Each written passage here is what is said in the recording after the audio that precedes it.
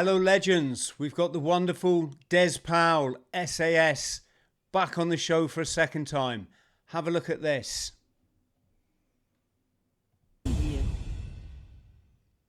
So I says, imagine screaming towards the ground at night.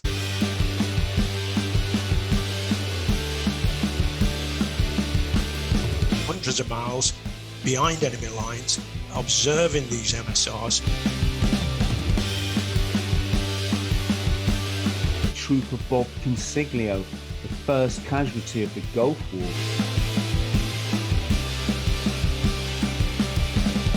And my patrol, Bravo 30. So it came about that these were suicide missions.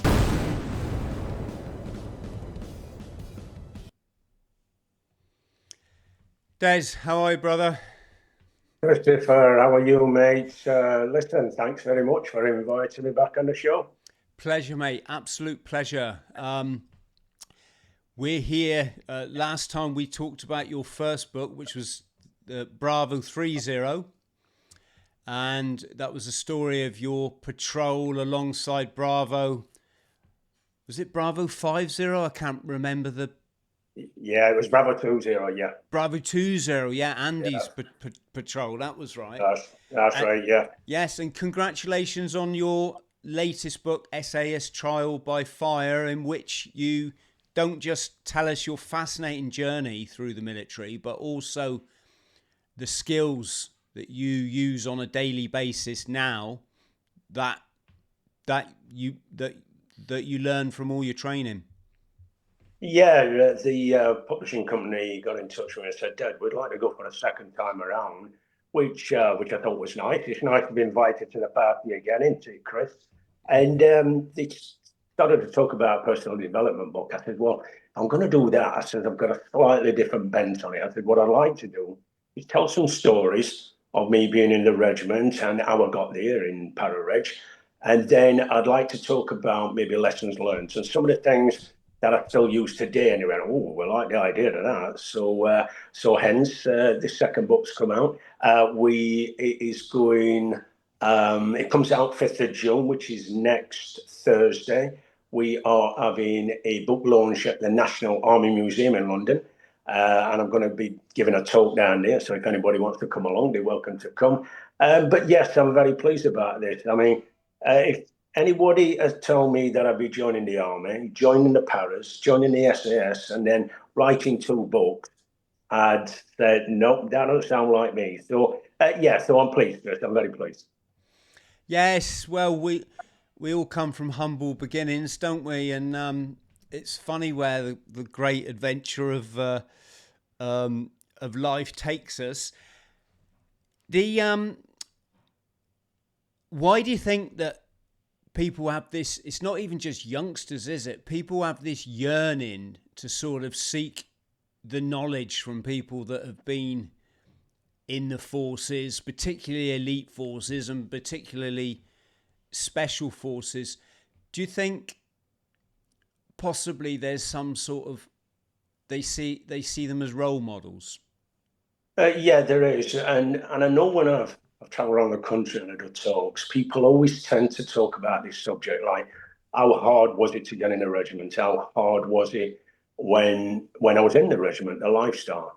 And they started to talk about this asset mindset nowadays. And I know I've talked to some corporate firms, and they seem to feel that there's a success format there.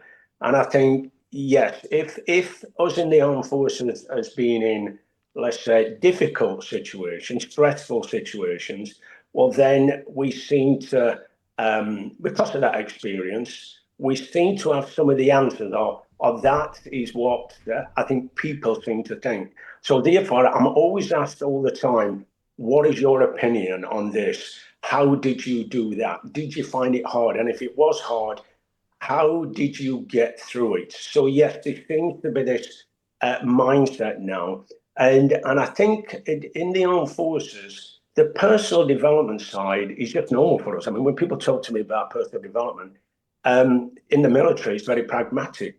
and you do it on a daily basis. You know, you get up in the morning, you think about tomorrow, you think about next week, next month, next year. In fact, it's 2-year increments generally in the military, isn't it, Chris? You know, and so you're always planning, you're always organising, you're always setting either goals or intentions.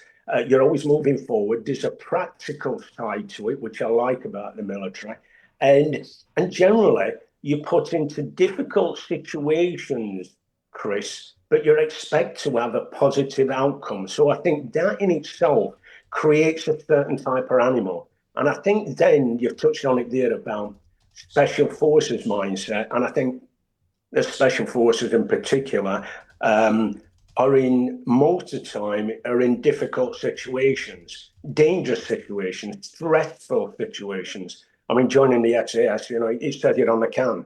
You know, they have a selection process which brings you through because they need a certain type of individual that can respond to a certain stimuli. Let's face it, in the SAS, everything you do is going to be stressful. So they need a certain type of individual. And I think with these experiences, you have a certain mindset. So therefore, Chris, answering your question, wherever I go, I'm always asked my opinion. And I always feel very humbled when they ask me my opinion, you know, which is always great. And I'm talking to just corporate people. I did a talk down in London last year. You know, I'm talking to lawyers and bankers and solicitors, and they're asking me what the success format is for their company. And what I do, I say, I give them let's say an experience. I might have been in that country. I might have done this particular thing. I tell them what the story is about, and it's generally stressful. And then I say, this is how I went about it. And there's always certain things that have similarities, you know, and people go, oh, yeah, you know, I remember feeling like that. So I think, answering your question long-windedly, Chris, is that I think we have these experiences through stressful situations that we're able to bring to civilian street, if you like, and also to corporate organizations. And arguably, there may be a success format there that could help them. I know I use things even today that I kind of learned when I was in the paras and when I was in the regiment. And even when I got out and I worked on the circuit, when I was working with media teams out in Iraq, Afghanistan, Libya, and the likes. And I found that it held me in good stead all the time. Put it this way, I'm still here today, Chris. I'm still alive, and I'm still alive and kicking, man. Yes. Still handsome, still pulling the birds. I don't know about that, you know, I don't know about that. But it's nice, Chris, you know, like someone like you gets me on the show and asks me my opinion. I always feel humble, and it's great when, you know, I get stopped many a time. Des, what do you think on this? What's your bent on this? How did you go about that?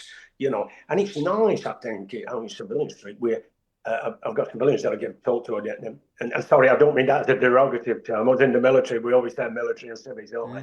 Is that when I'm talking to people out there, is that they're asking my opinion, and I like it that they're respecting that I was in the military, and it's good to see the amount of respect that is given towards our military personnel, especially the regiment itself. I think that's great to see, and for me, you know, I can't be any more happier that people are giving that respect to the regiment itself. You know.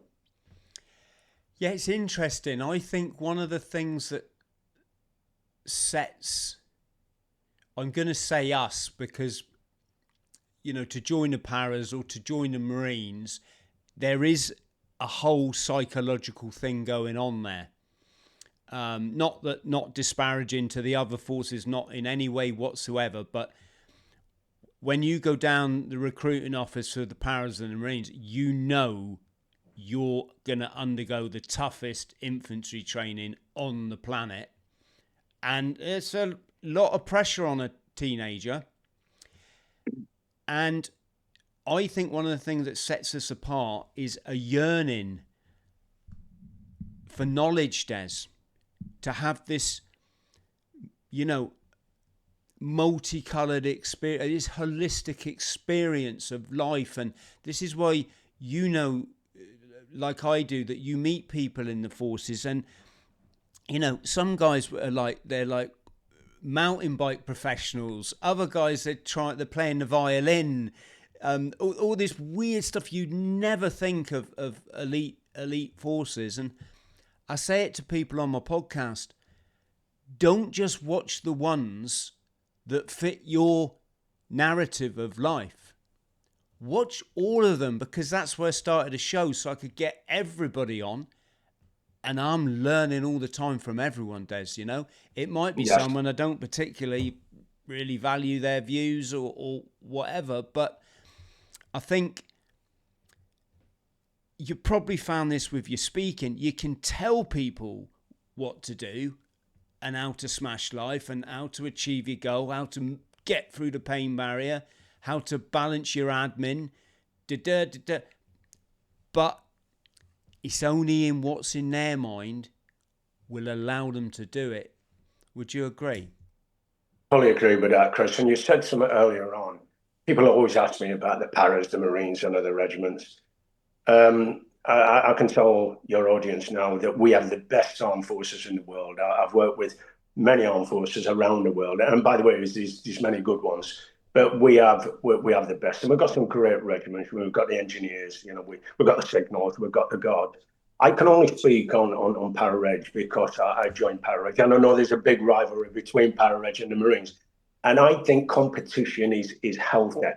And yes, you're right. Is that people always said to me, "Who do you think is the best regiment? Who is the toughest, etc., etc." And I answered honestly. I joined the Paras. And I said, for me, it was the regiment that worked. It seemed to fit my personality.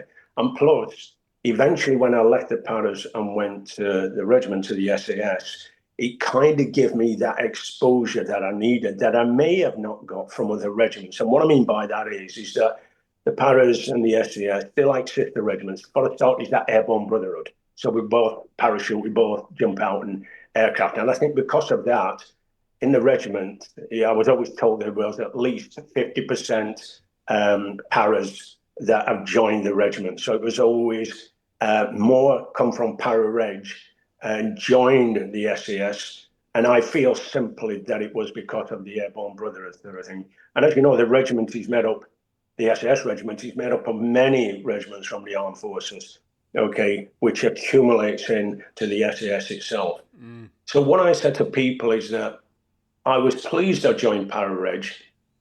It gave me that exposure and it prepared me, if you like, for going up to Hereford to the SAS. And what I mean by that is that not only did it make me into an airborne soldier, but it's as you said there, the training for the Marines and the Paras is generally a bit more grittier. It's a bit more harder. They're spearhead soldiers, if you like. They generally in history, these are the soldiers that are put in first, you know, to hit, shock, hard. So you have a hardened type troop that can do the business, that can do the job. So therefore the training is different. And because of that, I found I was kind of more prepared when I went to the SAS. And I seemed to fit into it a lot better because of the airborne element that kind of brought it together. But I always said to them, I say, it doesn't mean to say that the Paras are better than anybody else. Yes, I used to say that. And even with the Marines, as you know, once we get together, we always get arguing. I've got a best friend who's a Marine, and we have some great banter, Chris, you know what I mean? But he often says to me, he says, if we was in any difficulty, he says, we'd be really pleased to know that there was a company of Paras coming to help us out. And I said, to be truthful, after in the Paras, if we know there were a company of Marines coming to help us out as well, we'd be pleased. So there's that great respect there, you know. But I agree with everything you say, and I think, like the Paras, like the Marines, like the SAS, it's a certain type of soldier, okay, that can deal with this sort of hardened life, if you like. I always say, it says it on the side of the can. You're going to be a parachute. I remember we were at the careers office. He said, "You'd be very good joining a parachute." And I kind of paused and I went, "Do they jump out in air? Do they jump out in airplanes?" He goes, "Yeah," but he says, "By the time you jump out in an airplane, you're going to be ready for it." He says, "I says, you know, are they good? Are they tough? Are they?" Yeah, he goes, "Oh no," he says, "They're about the best in the British Army." And it was only then he actually says, there's probably someone else who are better than them, and they call them the SAS. I goes, who are them? He goes, you don't need to know about them just yet. He says, let's concentrate on getting you in the armed forces. But it's funny, I'm saying that, Chris, because the seed had been sown. You know what I mean? And I'm thinking, right, I'm going into the paras, and I heard that it's up and you jump out of the aircraft and they can run 10 miles with 40, 50 pounds on the back. But now there's someone else which might be better, might be tougher. So the seed was sown, if you like, you know.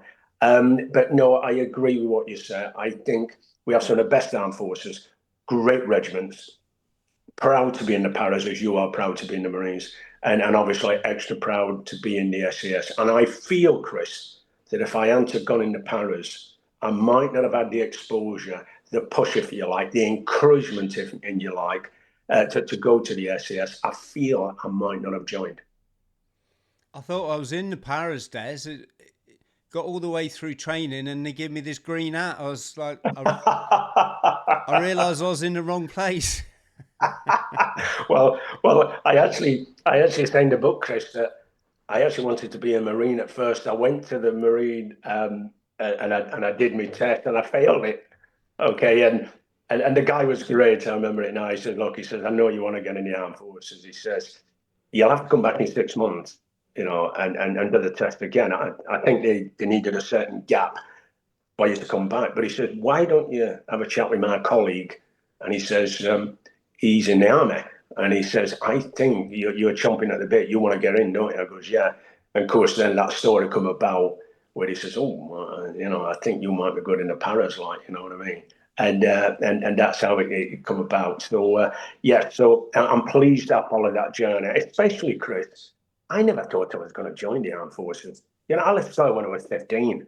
You know, which is a ridiculous age. You know, no education, no nothing. You know, first job I had was stacking shelves in a supermarket. You know, but I had the common sense to know, Chris, that someday I need to get educated because I've got no education. But by the way, when I left school at 15, I was the last one, that was the last intake that ever left school at 15. You had to be 16 the year after. And I remember thinking then, what the hell am I going to do? Got no education, you know. I was growing up in Sheffield. A lot of people were going down the pits then, or the steelworks, you know. And I thought, well, I haven't even got education for that.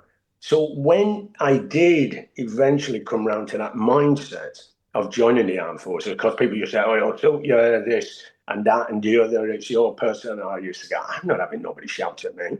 I'm not going to have people, you know, tell me what to do. I'm not going to be marching up and down the drill square, etc., etc." But once I got older and once I got into that mindset, well, then I realized that my education was going to be in the armed forces, and it was going to be a pragmatic education. And you know, something that down to earth, common sense approach that the armed forces have really suited me down to the ground.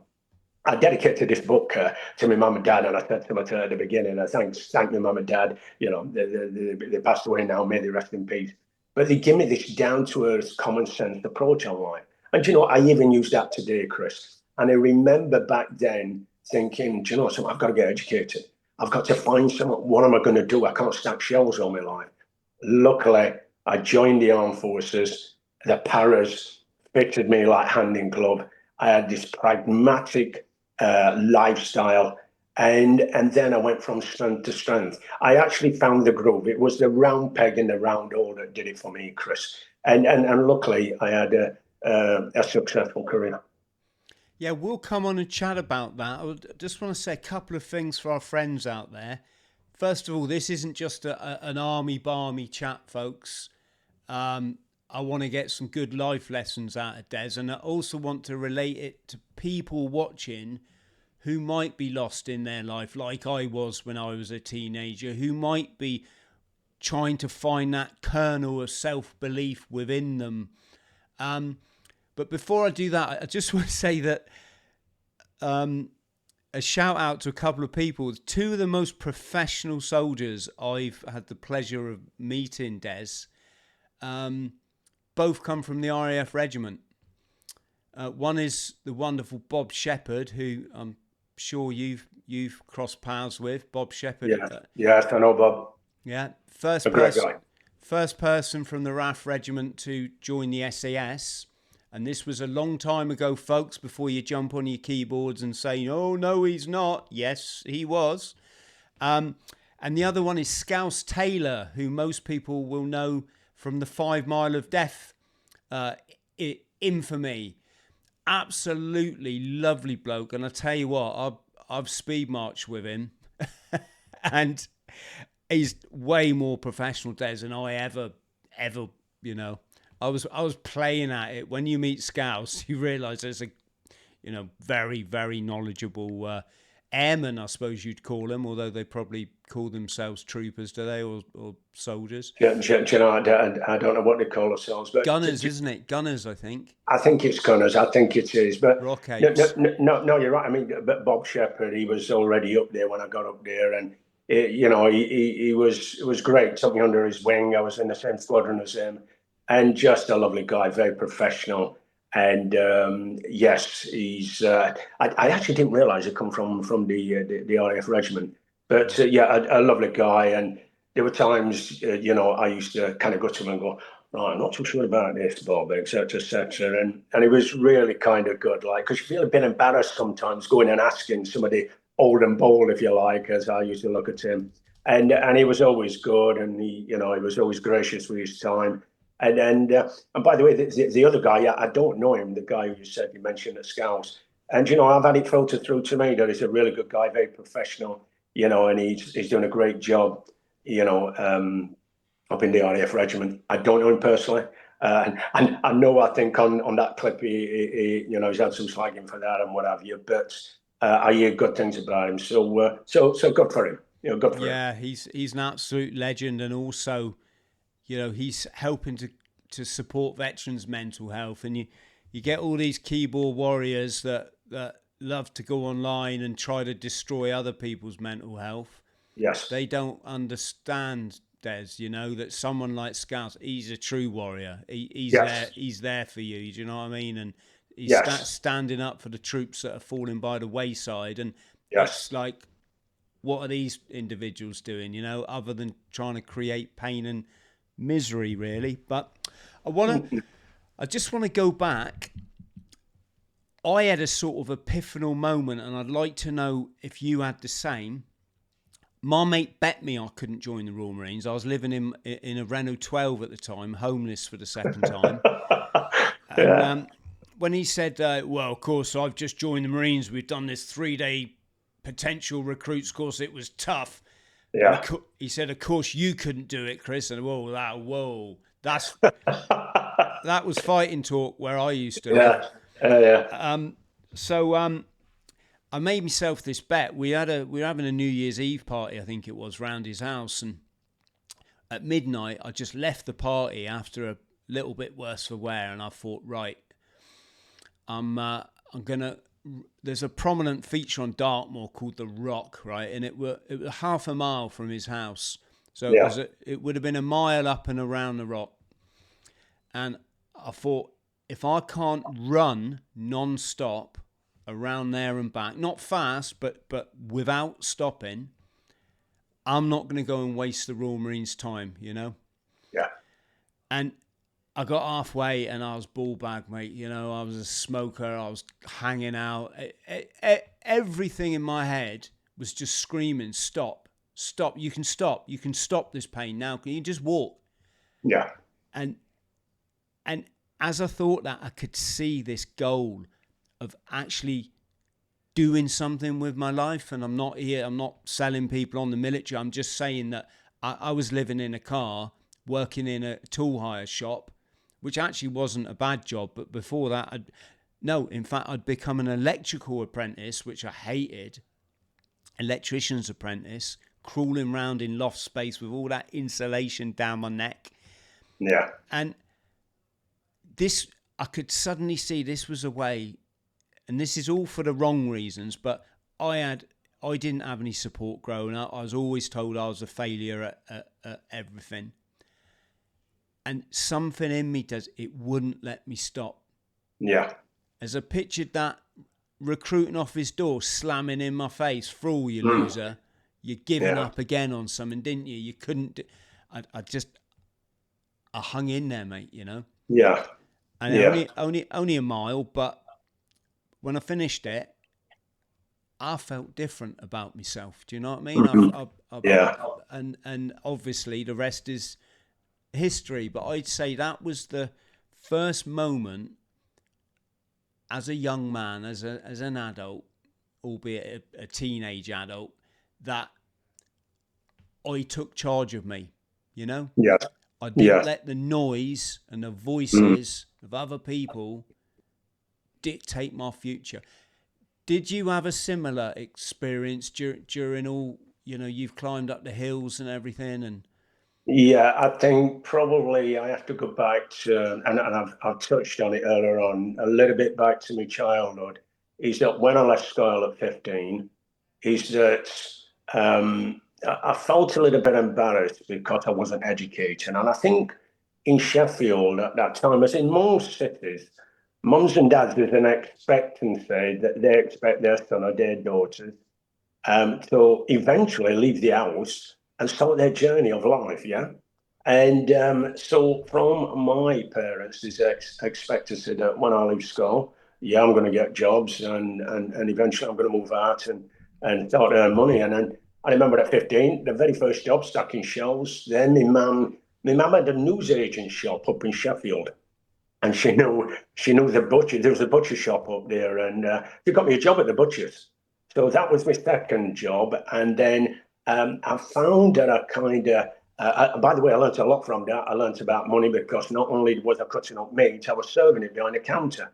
So I was learning about that. I was there for about 18 months or so, and then I felt I wanted to get my hands dirty. So I went into the centre of Sheffield, and I become in a steelworks, and I was an hammer driver. Hammer driver are these guys that drive a big steam hammer and they bash red hot ingots down. Okay, and they make all sorts of stuff from it. And then from there, I went to work at English Steel as property repairing, and then I worked on building sites. And so I found that at each stage I got a job, I kind of got more and more experience. I got, I got a bit of money in my pocket. I could see that my mum was pleased that I was kind of moving on. And then I went down south. The family moved down south, down to Bournemouth and near Poole. And it's funny when I look back on it, how it kind of all come about because I was like doing hod carrying, helping bricklayers. You know what it's like, the bricks and mortar and what it was, we're down Poole. And at lunchtime, I was having my sandwiches and my flask of tea, and I could see out in the bay these boats, the ribs. And of course, it was probably the FPS at that time, definitely Marines. And I thought, oh, that looks okay. I fancy a bit of that.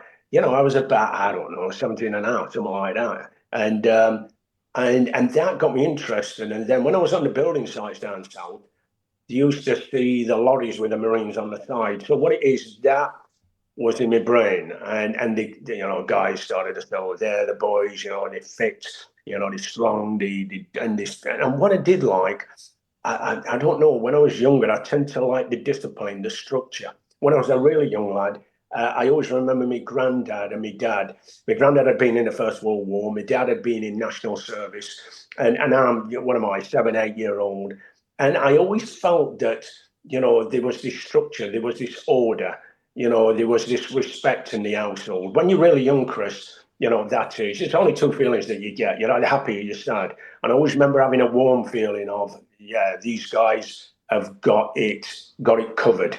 I felt safe, if you like, and I think kids quite like that, don't they? So I think maybe the order and the structure and the respect that I saw within the family, that might have been a military type mindset, if you like, because as I got older, I always liked that structure of order, as I do today. I've still got that kind of tidy mindset. My girlfriend says, she goes, even your mess is tidy, and so I think I was searching, for this order, this structure, this respect, if you like, but I knew I wasn't going to get it unless I was going to work hard. And then people kept saying to me all the time, "You'll be good in the military," and they might have seen this, I don't know, structure, order, discipline, whatever it were. And then when I started getting influence, then when I started to see the military, as in the Marines driving around, I started to think maybe the military might be for me. So it was a long trek then, because then I started to find out more information. I went to the careers office, had the test, et cetera, until eventually at 19 I joined. I don't think there was any one particular moment that did it for me. I think it was accumulation of things. And I think as well, I think I didn't want to kind of let my parents down. There was this expectancy of me to kind of do something of yourself. And by the way, going back to when I was young, is that my granddad died when I was 7, and my dad died when I was 9. You go, okay, that happens in families. But I kind of always thought back. I thought, well, those guys had it together. I want to be like them. So I always thought in my mind, I want to be proud. I want to make my parents proud of me, sort of thing. And I think most kids think like that, Chris, don't they? So eventually, I think with all those things happening, what I've just talked about, I think eventually my mind come around and thought, well, I do need to get educated. I do need to get a job. I've got to bring in money, etc., etc. And I might as well do a job that I enjoy. And you know, something, this military life, from what I hear of it, sounds okay. All I've got to do is get over the fear of jumping out in airplanes. So I think there wasn't any particular time that I can remember like you do, but it was like a build-up. It was accumulation things until eventually, when I joined the military, it was like, this is what I've been searching for. This is what I need. I need structure. I need order. I need something that I can make a future from. I can see that it has depth. I can see that I can build. I can go forward. What I did like about the military, Chris, is pragmatic, isn't it? You can get your hands on it. You can feel it. You feel fit. You get up in the morning. There's all this, I keep talking about, this structure, this order, this moving forward. I quite like that. And I think it was, I keep saying it's this round peg in the round hole. Once I got in, I thought, this suits me. This is what I've been searching for. So once I got in, it was like a confirmation, if you like. So answering your question long-windedly, is that it was accumulation things that brought me to that time that when I put pen to paper to join the Paras. How mad is it? I remember watching the series on the telly, the Paras, and me and my cousin, we thought it was hilarious because when they came to do the balloon jump, there was a black lad, a Brummie, and they interviewed him after it, and they said, so how was it for you? And he went, I was absolutely crapping myself. Me and my cousin, it was the very early days of video recorders. We just rewound that and rewound it. We watched it about 30. I was absolutely crapping myself. Yeah. But how mad is it, Des, that when I was watching that, I had no idea I'd be in the military. I didn't come from a military.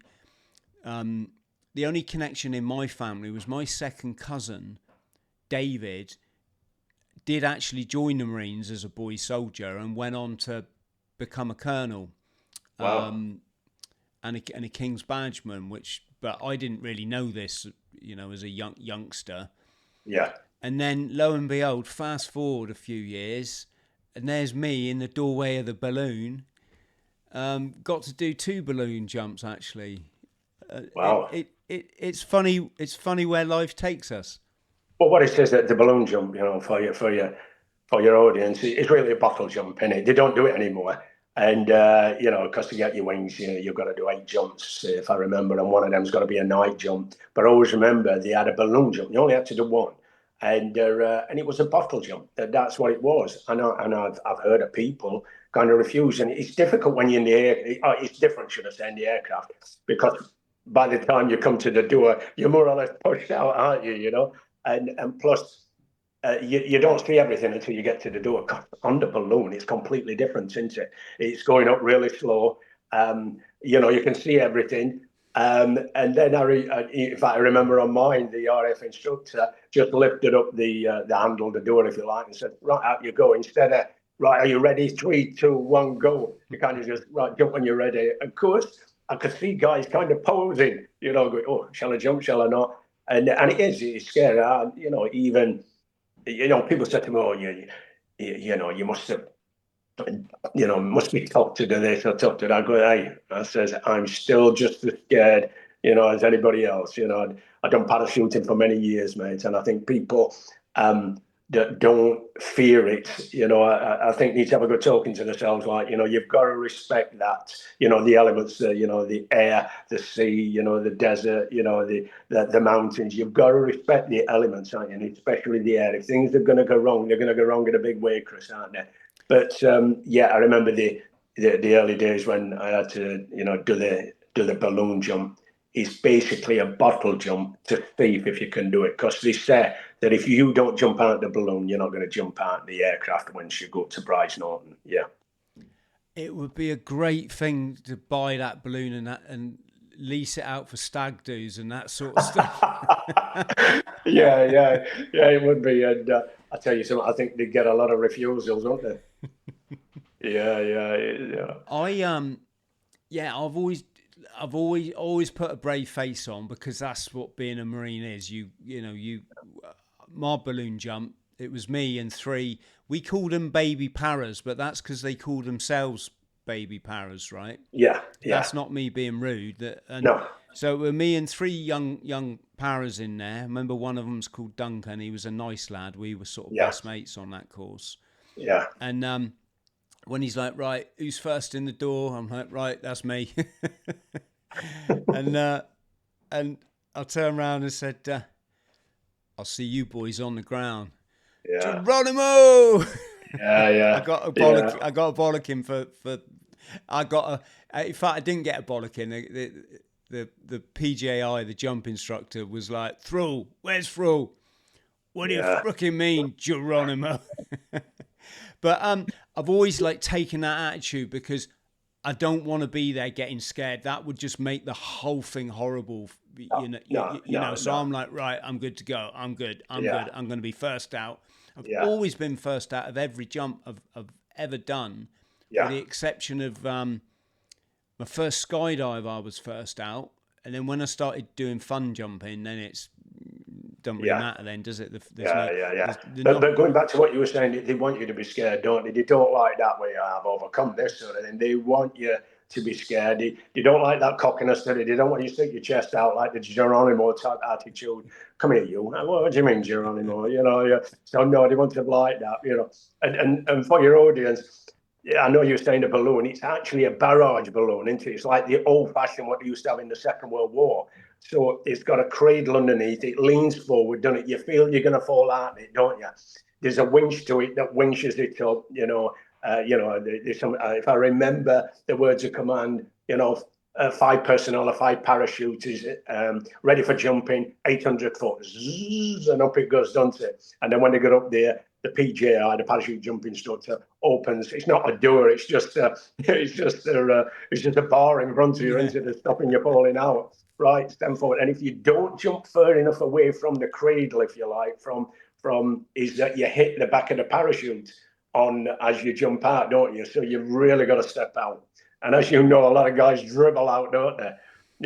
So I think you did the right thing, Chris. The old Geronimo, you kind of leap out into it, don't you? The worst one for me, Des, is skydiving with a hangover. Them two don't mix it. Oh, I can honestly say that.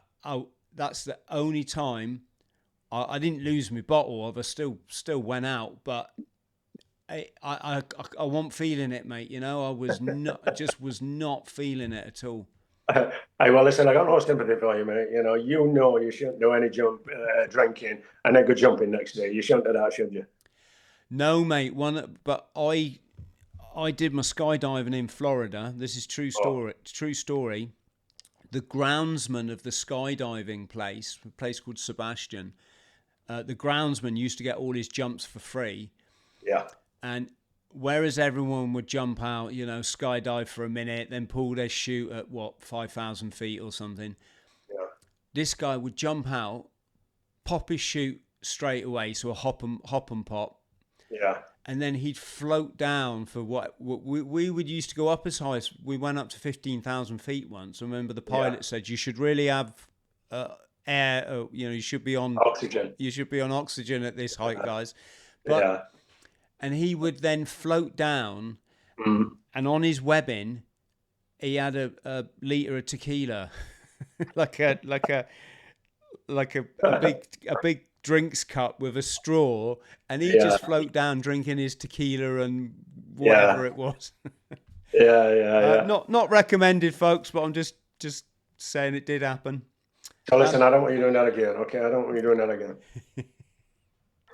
So, how's it been making the leap from elite trooper to best-selling author? It's do you know, it's been quite enjoyable. I mean, I said earlier on, I never thought I was going to join the armed forces. I certainly didn't think I was going to join the Paras. I was almost certain I wasn't going to join the SAS. And then I didn't think I was going to be on the circuit and start doing security for celebrities and footballers. And yeah, and then being asked to write a book, 2 books. It's been surprisingly enjoyable. And what I mean by that, Chris, is that I like passion. You know, anything that I see passion or the work ethics, I'm on board with it. And I can see the people that, especially this particular publishing company that I'm with, they're very, very passionate. They're hardworking.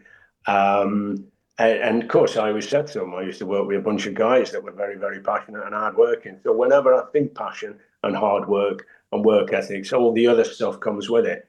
Because at first, when I was asked to kind of write a book, I said no at first. I was approached and they said, we think you've got a story, the Bravo 30, the first book.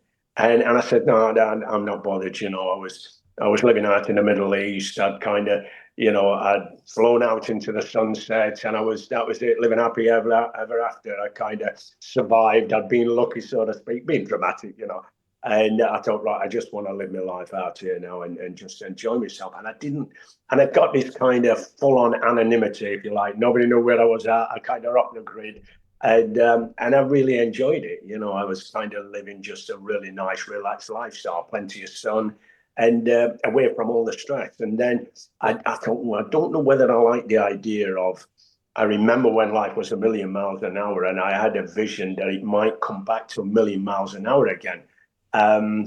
But no, it wasn't. At first, I said, I don't want to do a book. And then I got good friends around me, Chris. They said, look, Des, we know you're not, probably don't like the books, but that was then.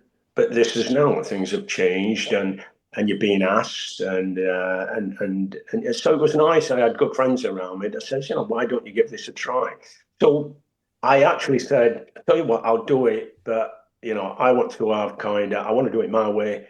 I want it to be relaxed. I don't want this to be hard. I want us to have fun. So straight away it says we need some social media. I goes, no, I don't want social media. I go, I don't want that. I'm not that generation, But he said, you need some social media to kind of sell the books and what have you. So I says, I tell you what, I'm not going to run it. You can have someone else. So luckily, my son put his hand up and said, I tell you what, I know all about this. I'll do it. So, like today, I couldn't tell you what's on there. He just tells me.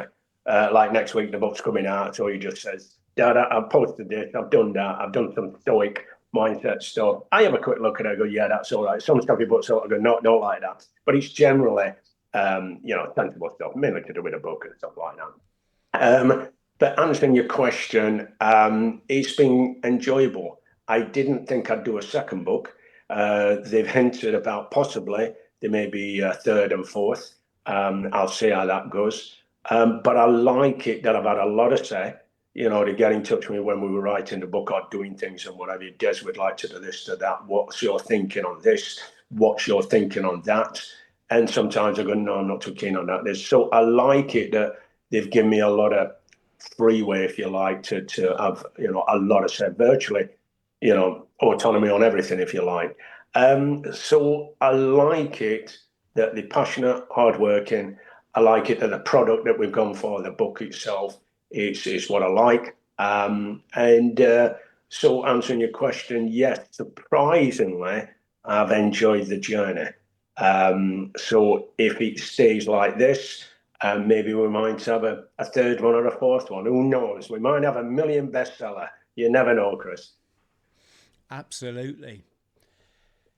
So let's just touch a bit bit on Hereford, but I am keen to get on to the sort of life skills stuff, so we can be available for everybody watching.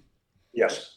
It is unique, isn't it? I mean, I stayed with 2 SAS guys on at Bryce Norton for the para course, and it really is people's image of the SAS. When you meet them in person, they're really, really different. These 2 lads were just so humble. They were more interested in me and my background coming from the Marines, possibly because they were from just regular army regiments, which is a weird one, isn't it? So they'd maybe like looked up a bit to the Marines. Yeah. And now their professionality, they'd done the jungle, they're on the wings course. It was, but I remember looking at them in the pub where there was a pub, wasn't there, in Bryce we all used to end up. I can't remember what it was called, but yeah, I remember just looking at them. They're dressed there in smart civvies. They had shoes on. We're all there in desert boots and trainers. They had shoes on, and they were just sat on these like, these plush leather, what are they called, Winchester sofas or whatever that name it. And honestly, they look like they could have been bloody librarians or something. yeah.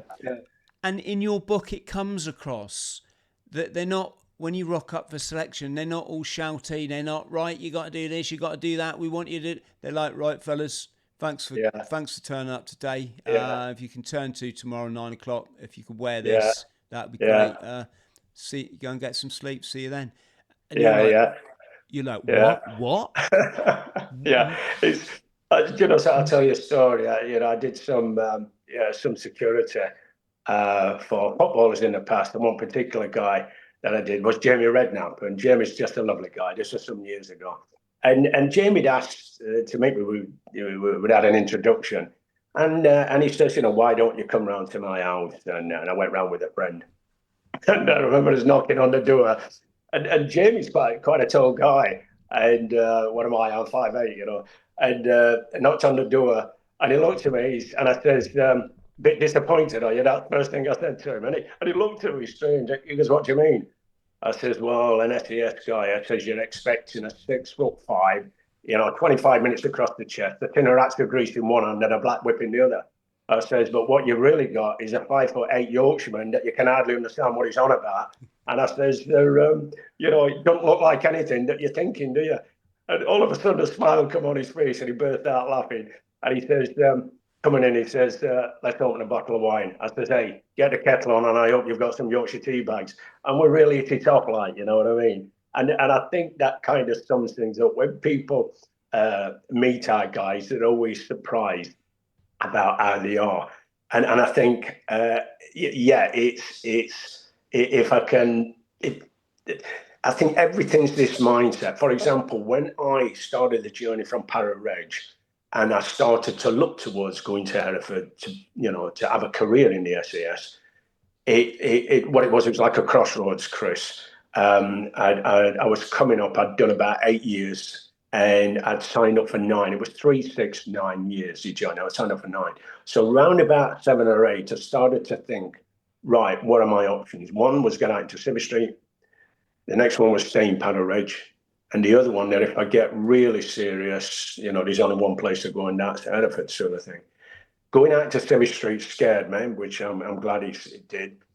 Para Reg, I kind of outgrown it. I mean, it's a good career. I thought, right, I've got another 12 years or so, 15 years, and I'll reach a certain age. It's a good career. But I just wanted to do more. I thought, I want to get serious. So then I started this trek, if you like, this journey, which is quite a long journey, going up to Hereford. When I signed pen to paper, and you volunteer, it's a volunteer process, and it actually says on the paper that you are volunteering, for permanent active service with the Special Air Service Regiment. And I remember looking at it and kind of posing, and the adjutant there at that time kind of says, are you all right, Des? And I said, yeah. And I kind of quickly signed it. And what it was at that time, I kind of knew that life was going to change. I kind of thought, right, if I get all my ducks lined up, if I, visualize what I really want with going to the SAS, my life, this will be life changing. And then, I put for selection. And another story is that you do 2 selections, one winter, one summer, and it's 6 months at a time. And I remember turning up on the first day. I did the winter one. I thought in my mind, there's going to be less people on the winter one, and that means I've probably got more of a chance of passing, Chris, you know what I mean? And plus, I kind of, in the cold weather, I think I'm a little bit better regarding endurance-wise than I'm in the summer. The summer tends to sap you, doesn't it, And there's more guys in the summertime. But I remember turning up on the first day, and there's an instructor there. And I remember there was about approximately just under 300 guys. There must have been about 280 guys or so. And all of a sudden, we've got a guy just talking to us normally, not shouting to us. And he says, right, thanks everybody for coming and volunteering for SAS Selection. He says, before I give you a briefing, can everyone just look around at each other? So, we're all looking around like this kind of, and I'm thinking, wow, look at the size of him, and wow, he's fit, and wow, he looks the part, and what have you. And he says, with inside, just over a month, he says there's going to be less than 50 men. Okay, by the time you go to the jungle, because you do about 4 or 5 weeks on the hills, then you prepare to go out to the jungle because not many people have done that. And then you go out to the jungle and you have about 4 or 5 weeks out there. And at each time there's a selection process where it gets less and less and less. So to start with, there's about 280 guys. He'd already said within about another month, it's only going to be about 50. And by the time you're finished, it's going to go down again considerably. And do you know something? They do that purposely to psych you out. And do you know, the very next day, there were 5 guys that didn't turn up, okay, for that. And they do that purposely. So again, I realized on that very first day that it's a mind thing, is that you can prepare yourself as much as you can regarding the body, but the mind is crucial, especially when you do something which is very, very, very, very difficult. And I remember getting through to the next stage, because it's like in 3 stages, it's over 6 months. The first stage is hills, navigation, and carrying weights and fitness. Then the middle phase is going out to the jungle. And then the last phase is escaping, evasion, and interrogation. And I remember being inside. In fact, by the time we'd done the first phase, there was about 45 guys going out to the jungle. And I remember the instructor saying to us then, saying, right, everyone now is at the same level. You're all fit, you're all strong. He said, and we're now going out into the jungle within the next couple of weeks. It's all down now to how much do you want this? He says, because you're all the same. He says, the first part of selection has selected you 45, I think it was, for you to go forward now to the jungle. And then there will be another selection process, which will take you to the third stage, which is escape, evasion, and interrogation. And he actually said, it is now down to how much you want it. And luckily I got through to the last phase as well. But answering your question, Chris, is that, yes, is that you don't have to be big. You haven't got to be fast. You haven't got to be the most muscular, the most toughest, the most fastest. You haven't even got to be the best soldier. What they want is that they want you, okay, to do exactly as you're asked to do and not to stop, to just keep on going until they tell you that that's it. So they want a guy that will never give up. They want a guy that has that mental endurance, if you like, that strength. And I think this is how it comes back to like the book that I'd written, and the publishing company said, we'd like to do something different. And I said, yeah, I agreed on this. I don't just want a pure personal development book where we set goals and whatever. They're great, and I've got many of them.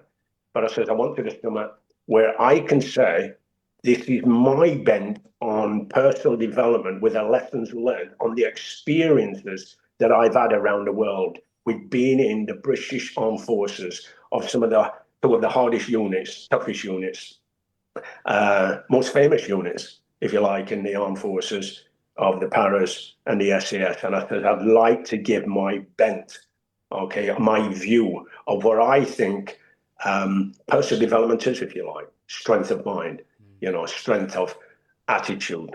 Okay. And yes, we look different, we act different. We're not like, everybody thinks we look like Arnold Schwarzenegger, in his day when he was in Commando and what have you, or Claude Van Damme, or The Rock. Everybody expects that, when actually, as you say, a lot of guys look nothing like it.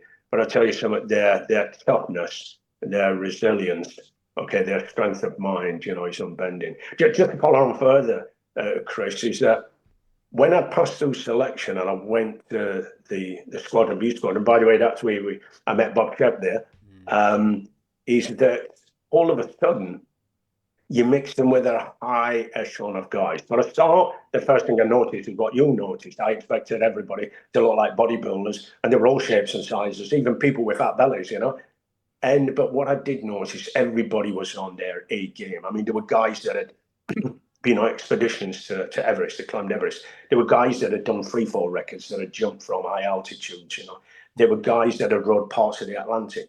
There were guys that had done glacier expeditions. There were guys that were speaking all sorts of languages. There were guys that had been on I think Chris Ryan had been on a German mountaineering for 18 months out in Germany, Bavaria, and he become a mountain leader and then come back to the regiment and was able then to kind of head up the mountain troop.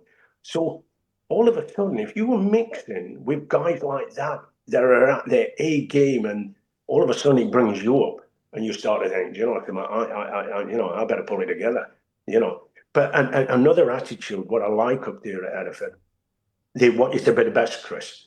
They want you to do and be the best at wherever you want to be. Obviously, I was in air troop, and I saw this mountain troop, this mobility troop, boat troop. And then, so you specialise, for me, I specialise in altitude, free fall parachuting, and anything to do with heights. And it's funny because I'm not very good with heights, And then you have other quality stroke specialities, you learn about signals and demolitions and languages and medics. And so you specialise in that. And then there's a lot of, but on all these skills, they want you to be the best you can, and then to be the best soldier and the best shot, and then you've got to keep your fitness up, and then you're traveling the world. So it takes a certain type of mindset, a certain individual, and you find it's generally not the big, muscular, heavy guy that everyone thinks, that they have an image on. That it's generally a guy that looks quite normal, quite lean, he looks quite fit, but he's got that inner strength, he's got that inner endurance, he's got that mindset. And what I found coming from Para-Reg is that Para-Reg developed it. And then I come to that crossroads, and he kind of scared me, because I thought, I could go back and I want to go forward. And I picked going to the regiment because I wanted a long career within the military. And then once I got up to Hereford, it was that another feeling when I go, I know now why guys come up here. Remember that feeling that when I joined the Para-Reg, going, this sort of life is for me, the military life. Once I went up to Hereford, I thought, now this is where the guys come if they want to get a bit serious. And by the way, when they go up there, this is why I haven't seen my mates for years, because when they go up to Hereford, you never see them again. And I remember guys saying to me, Des, you need to go to Hereford, you need to join the SAS. And I used to say, get lost. I'm not doing that. They're a bunch of weirdos. They're all, we used to have a reputation, they're all assassins, those guys, and the weirdos, and they do all sorts of weird stuff and what have you. And it couldn't be far from the truth.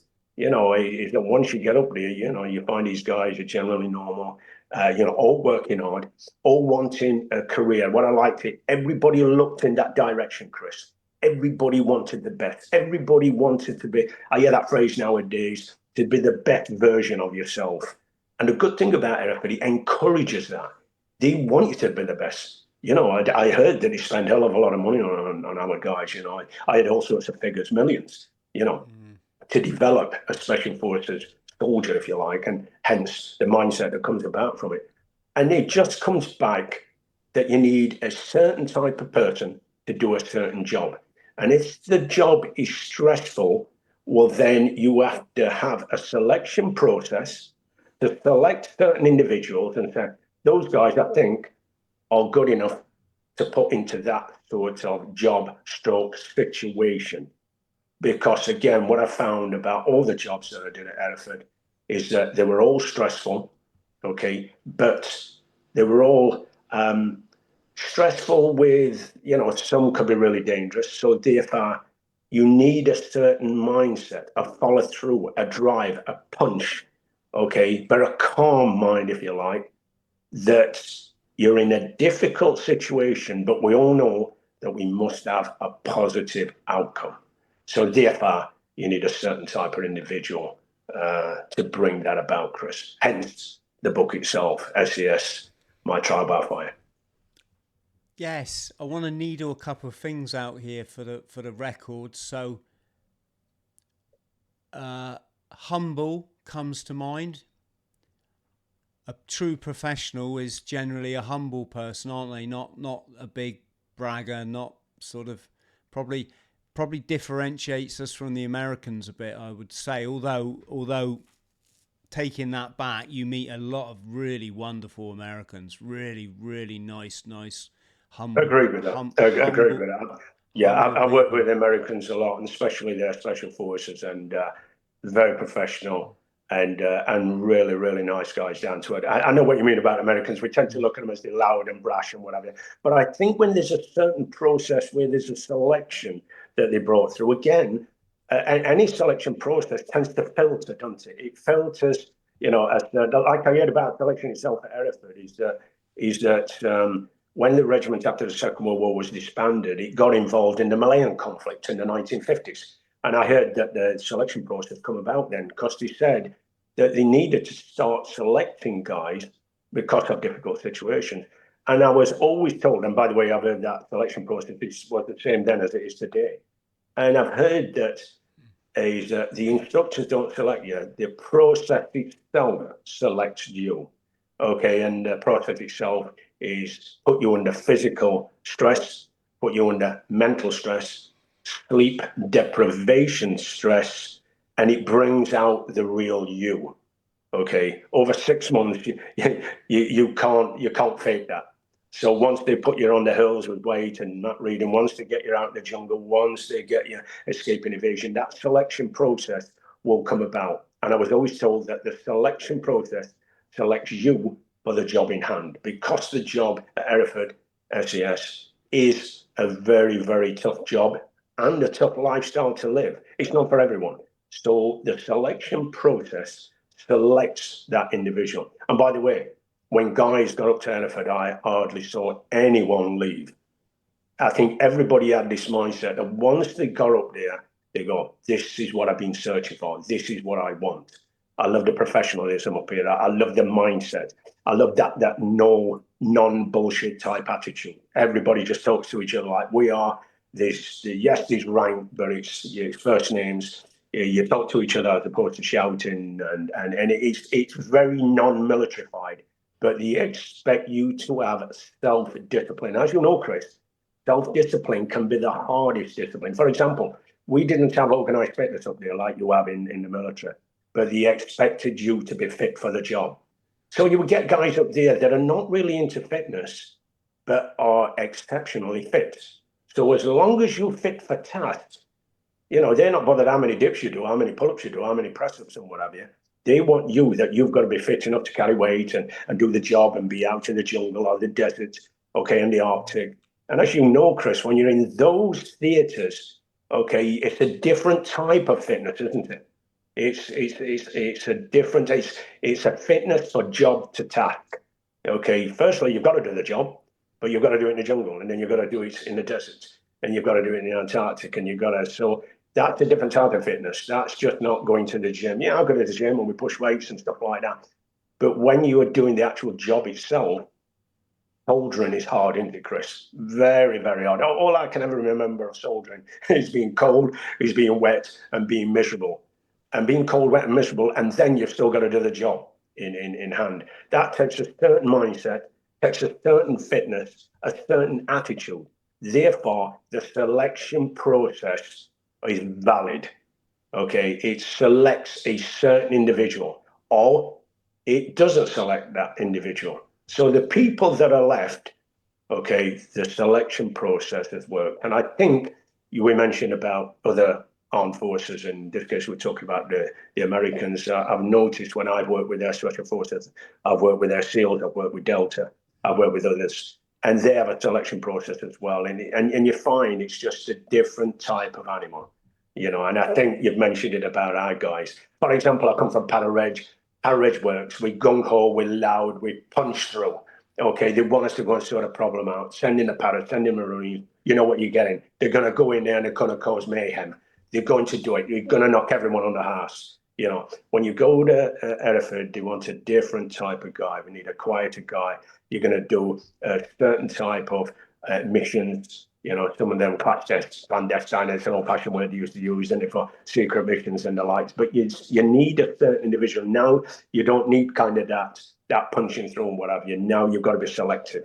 Okay, now you've kind of got to go in. You've got to be specialised in what you do. So the selection process, I feel, Chris, okay, is everything. Okay, and I think I've mentioned this in the book, and I think it brings about a certain individual when you go through a certain selection or selected process. And the Marines do it, the Paras do it, so you know what you get there. Special Forces do it, SAS, Delta do it, SEALs do it, and you can see you get a certain type of individual. They tend to look differently, and not only that, they have a different mindset towards life itself and about the task in hand. Would you agree with that, Chris? Yes. I think my reference to the Americans is when you see people on the circuit in the Middle East and they've got the flak jacket with the bare arms and the 25 grenades and the big beard and the bald head and the Another thing there, you touched on something. I found this crucial to understand. Every time I've done an extreme endurance event, whether it's running the length of the country, running across the Sahara, rowing across the Atlantic,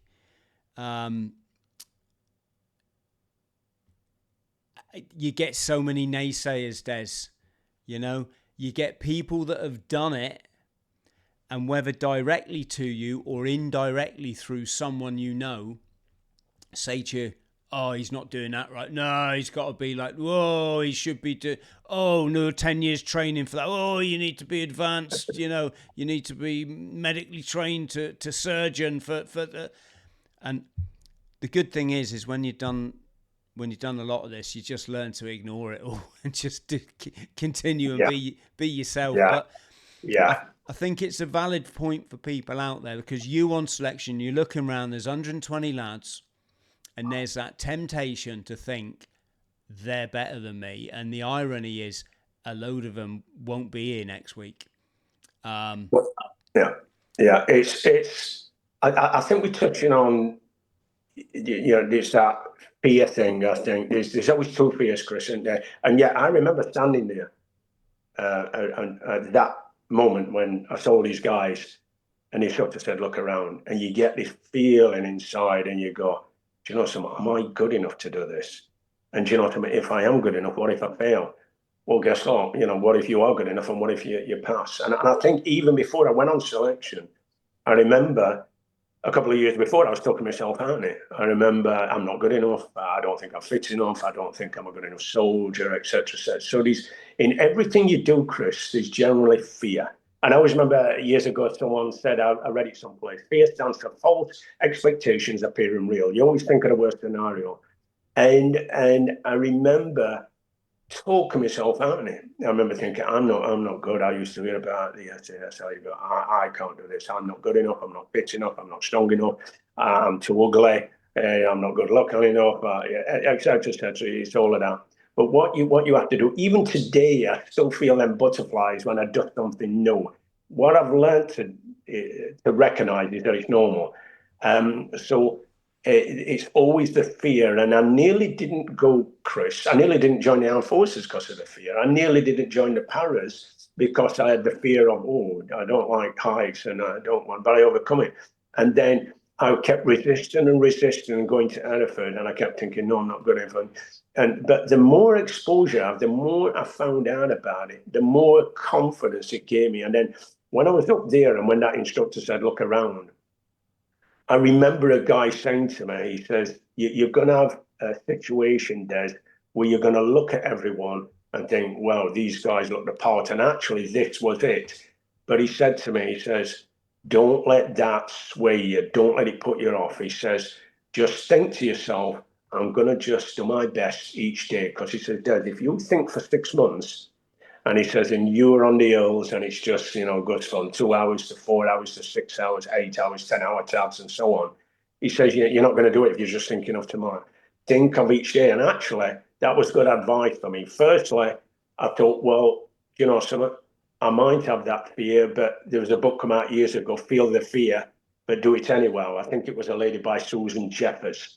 And it was a book, Feel the Fear, but Do It Anyhow. You've got to feel it. It's natural to feel it, but just do it anyhow. And I remember looking around and thinking, oh, yeah, these guys look good. But I just thought to myself, I'm here. I'm going to give it my best. I know I'm capable of passing this, and what my mate said, all I'm going to do is look till tomorrow. I've done today, now tomorrow. Another one in the bag, another one in the bag. And you could see guys talking themselves out. And I used to hear guys go, oh, God, I've got another few months of doing this. I know they weren't going to stick around, All I did is, I remember, I used to get Monday, Tuesday, Wednesday, Thursday, Friday, you're on chin strap. You can hardly do it, but you know that the weekend's coming. And then I know that I would just rest at the weekend, sleep up, sort out the blisters on my body, eat plenty of food, recovered. Monday was good, Tuesday not too bad, Wednesday I'm feeling it, Thursday, I don't know whether I can do Friday. Friday I'm on chin strap, weekend's here. Right again, yeah, just do that. And that's the process. I used to walk around in flip-flops. My toenails were hanging off, blisters everywhere. But I had that process of just going, I am scared, feel it. I'm capable of doing this. Don't think too far in the future. Just take each day as it comes. And luckily, that's what I did. I had to do 2 selections because the first one I got injured in the jungle, come back, went back again, did it again, got injured again in the jungle. But luckily, I managed to punch through and pass it, and then eventually get into the regiment itself. But I think, Chris, fear of everything is what stops most people from doing what they want to do.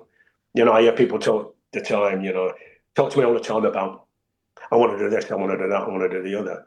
And I go, well, why don't you do it? And you'll generally find an excuse. And I'll say to them, and they go, you don't understand this, it's difficult. I go, I'm not saying this is going to be easy. And as you know, we have a saying in the military where we go, nobody ever said this was going to be easy. I remember the instructors always saying that. It took us out on the road. Nobody ever said this was going to be easy. Like I said to my sons, my daughter, never shy away from difficult decisions. There's some decisions that are really difficult, but make them, get amongst it, feel that uncomfortable feeling, feel that fear. But don't shy away. If you keep shying away, it means you're scared, you're fearful, and you won't make a decision. How many times, Chris, have you come across and you want to do something?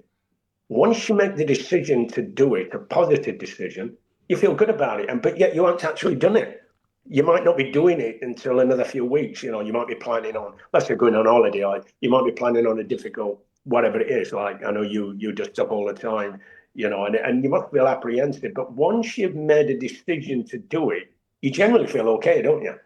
I've heard about stress. They were saying stress is normally things that you have control of, but you don't make any decisions on them. You kind of procrastinate on them. You leave them pending. Instead of going, I need to make a decision on that. Let's make a decision early and let's do it. As you know, in the military, we always try to make a decision early, don't we? Do we do this? Don't leave it, right, let's make a decision today. We're not going to do it, or we are going to do it. And then we can get on with what we need to do, So I think a lot of people, Chris, talk themselves out of difficult situations simply because they're scared and they don't make the decision early. What's your thinking on that? Yeah, absolutely.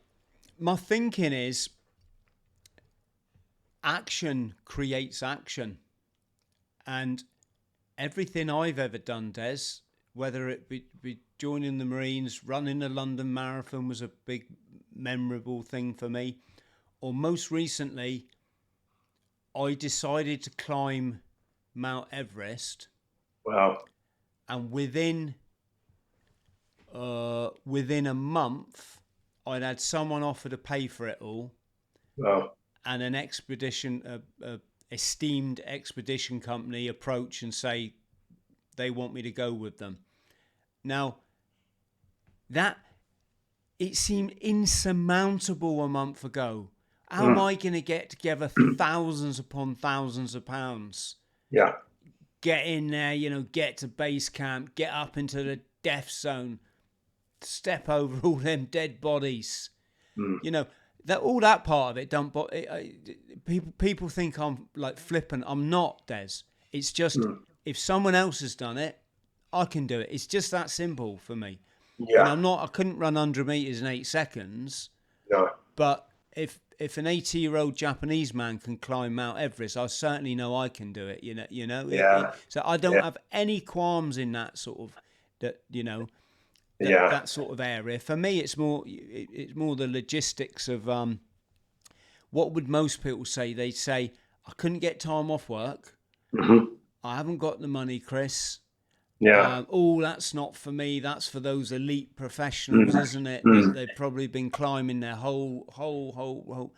And again, not a lecture, is it, Des? We're not having a go at people here. We're just saying, don't do it. If you want to live a legendary life and be able to smile at the end of the day and put your feet up and think, do you know what?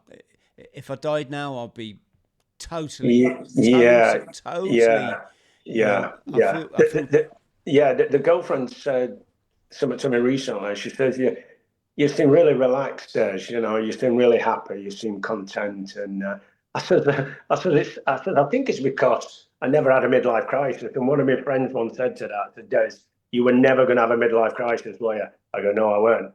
And I think it's something you touched on there. I was always scared of regret. I thought, here I am in the Paris, make the most of it. Here I am, in the SAS, make the most of it. Here I am traveling the world, make the most of it. Some things don't turn out the way you want them to, but I've always classed myself as being blessed to be able to do these things. Here's me, a little old me coming from Sheffield, leaving school at 15, had zero education. Thank goodness for spell check on, when I'm doing emails nowadays and whatever. I normally let the girlfriend, I go, is that English? Does that sound okay? But the thing is, what I did, Chris, is that I found a way. I found what worked for me. I found what worked for that Yorkshire lad that didn't have any confidence, no education, but, just had maybe a hint of drive. And as the drive went forward, it got stronger and stronger, and I got more and more confident, and I created traction, and you created momentum. And all of a sudden, I found myself in the military. And now I'm in a lifestyle now where people want you to succeed and people will help you. And I'm saying, I'm not too good on it. It doesn't matter. You will be within a few months. And then all of a sudden, I come to that crossroads that I've talked about. Oh, I'm going out into service. Oh, I didn't like the idea of that. I thought, well, I've come this way. I know if I go back, I know what it's going to be. Let me go forward. And I thought, yeah, the regiment is it. And then once I got in there, and I just felt grateful to be there and being there. And I go, I am going to make the most of this. And people say, well, it must be difficult, does it? Life is difficult, isn't it, Chris? Everything, you can make everything difficult. But if you just have a different mindset and just go, yes, it is difficult, but you know something, I'm learning from this. I'm going to get something from it. I'm getting the benefit of this. People talk to me about the law of attraction because the book kind of touches on that. I says, well, I have different views on it. There's really, if I want to underline the law of attraction, it's generally 4 things, and I tell you in the book. It's generally hard work.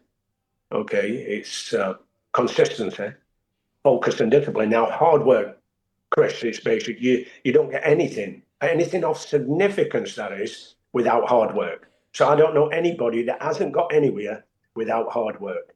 And then consistency. You've got to do it over and over and over and over again. And you've got to be consistent about it, of what you want, following the route of what you want to do. And you've got to be consistent of whatever it takes to move forward on that intention or that goal that you want. So hard work, consistency, focus. Now, I'm not on about focus like this. I'm on about focus like this, like a laser, where you focus on something so hard that you can almost feel it vibrate, you know. So you focus on what you want. All your attention is on what you want, and whatever that is you want, whether it's your career, you know, whether it's your relationship, whether it's whatever it is that you want, you know. And so hard work, consistency, focus, and I think what everything ties it in is discipline. I know people that can't get out of bed in the morning, Chris, you know, and they go, oh, you know, this, that, and you know. For me, I can't wait to get out of bed. I've got things to do. You know, I went to bed early last night. I got up early this morning, about 6 o'clock. I'm excited. I was looking forward to this, having a good chinwag. And I've got things to do, people to see, places to go. I'm excited about moving forward. And I think if there is a law of attraction, is that I think it's those four things, or it is to me. And I found, Chris, that when I get a bit sluggish, and things that are happening, it's generally that, you know, you tend to sit around too much and you're not proactive and you're not so active, and things slow down, things stop happening. All of a sudden, when I do the opposite, when I send an email or I ring someone up and I meet someone and I talk about what I want to do, all of a sudden things speed up, you know, and you're creating that positive dust. And, you know, that process of that pragmatic type feeling. And for me, because I wasn't academically bright that way, Chris, I jumped on this pragmatic side. So the military suited me, and I find it today is that hard work, you know, consistency, focus, discipline in everything that I do. And on these books that I've done, the two books, is that, you know, the hard work of them, the consistency, focus, discipline has really worked. And it's not so much Chris doing the books, it's what has come from them. Met some great people. Some nice things have come about. You know, I'm ambassador for some products. You know, people are always asking me to do things, you know, have a chat, you know, just stuff like this. And it's enjoyable. And as I said it early on in the podcast, I feel really privileged, Chris, that people ask my opinion. Okay, what do I think on life? What do I think about this subject?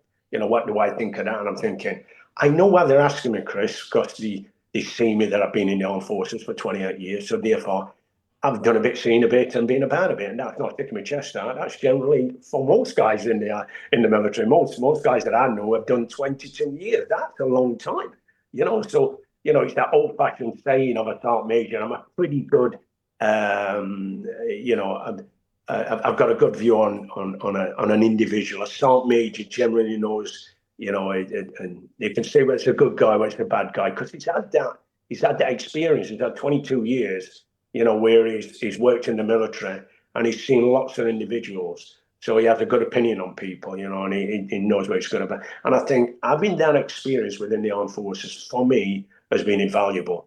And it brought about this, my law of attraction. I tend to have a set of tools. And it's nice that I feel content, because behind me, I look back and I think, well, that's been my career. And as I said, my girlfriend said the other day, yeah, that's why you are content. Today you get up in the morning and you're not saying, oh, there's the amount of people I come across when they say, Chris, I wish I'd done this, or I missed that opportunity, or I should have done that. And I go, yeah, fine. I said, I've had missed opportunities. But I says, you know, don't let that spoil the future. That's fine. What happens from now onwards? Well, and you know, I'm too old and what have you. Okay, you might not be as sprite as you used to be, but maybe you can still salvage some of your ambitions that you might want to do, and whatever they are. Yeah, I regret I didn't get a degree, or I regret I didn't go in the armed forces. Yeah, but it's gone now. You find something else. It's what happens from today. If you keep talking about regret, you're not going to move forward, Chris, are you? So what I found is the set of tools for me, Chris, is my kind of law of attraction. Is be busy, be pragmatic, hard work, consistent, focus, discipline, move forward. Pick up positive dust, just really other things, like mix with like-minded people. Okay, you mentioned about naysayers. I don't deal with any naysayers whatsoever. You know, people don't waste my time twice. You know, and I've got some really good friends, and you know, I love them, they love me. We have a lot of interaction, and there's some work we do together, and good friendship. There's not many, okay, but those guys. Those people are serious about the things that we get involved in. And I value their friendship, I value their opinions, they value mine. And yes, it's like-mindedness. And that in itself, if you can work with like-minded people, if you can have, and that like-minded people have a think tank where you can go to someone like I come to you, Chris. What do you think about this? You've done the Everest thing and you've done that. Give me some opinion on that. You don't ever be scared to do that, And then, hard work, consistent, focus, discipline. Get up early in the morning. I tend to get up. It tends to be about 6, 7 things that I do when I get up in the morning. I get up early. I like that. Okay, people say that's a military thing. Everybody, get up early. Secondly, get the job done. And whatever that job done, even if it's tidying up the house, get up and get the job done. Secondly, think about doing something physical. I go, right, when am I going to get my workout in today? It might only be a walk, might be a cycle on a bike, whatever. Healthy food to link with that, right? Most of my food I try to, not crazy. I like chocolate. All right, I have it now and again. But yeah, think about the mind. You either, meditate, pray, set goals. Whatever it is there. The sixth one, generally read some. I like learning things. So I tend to read articles, or I've got certain books that I've got. So read some and learn some. Of course, we did this in the military, didn't we? And the last one is, sounds strange, but it's cleanliness.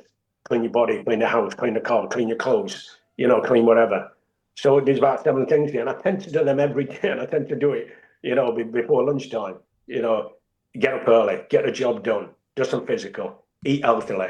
Think about setting your goals, or pray, or meditate, do something for the mind, learn something, do some reading. Secondly, cleanliness, cleanse the body, and that gets you focused. That in itself, all of a sudden, then sending emails, talking to people, projects, and whatever. So the busyness, creates some of the stuff that we talked about, creates that positivity. We're not always going to be positive all the time, are we, Chris? But I think the things that I've talked about, where it gets you up, gets you stirred, get up early, etc., it tends to create that momentum that if you had a bad day yesterday, or you get up in the morning and you don't feel too good, well, then these things that you do create momentum and traction to move forward within the day. How many times you'll come across people where they go, I'm fed up with this and that, and this went wrong and that went wrong. Guess what? Welcome to life. That's what happens, Chris. Would you agree with that? Oh, absolutely. I think when you live this way, you're setting like baselines for yourself, Des, aren't you? You know what you can achieve. You know how balanced you can get your mind. You know how productive you can be. And then when you do have your bad day and you're down here, you got to just start doing the things again to get yourself back there. But yes, if you never do the things and you just float through life like a cork bobbing on a wild ocean, yes, then you're not in control of your own mental health, and everything's going to knock you off your perch. yes, And you're going to start comparing yourself to others, or looking back, like you say, at the things you didn't do, rather than realizing, no, life begins now. There isn't a yesterday. It's physically an impossibility to access it. Yeah. And you're so right. This is why I like my office, is because it's the tidiest room in the house. It's my little, my little. That's right. And I realised, Chris, as well, is that people. It's funny, people say, but you were in the armed forces, Des, and you did this and you did that. And I said to them, I go, look, I'm not saying everybody has to be in the army.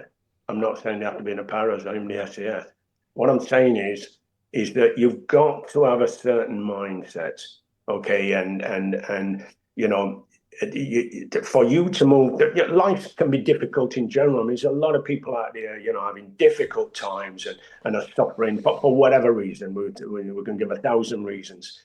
But I'm generalizing here, let me give you an example. I've just been out to Dubai, and I used to live out there some years ago.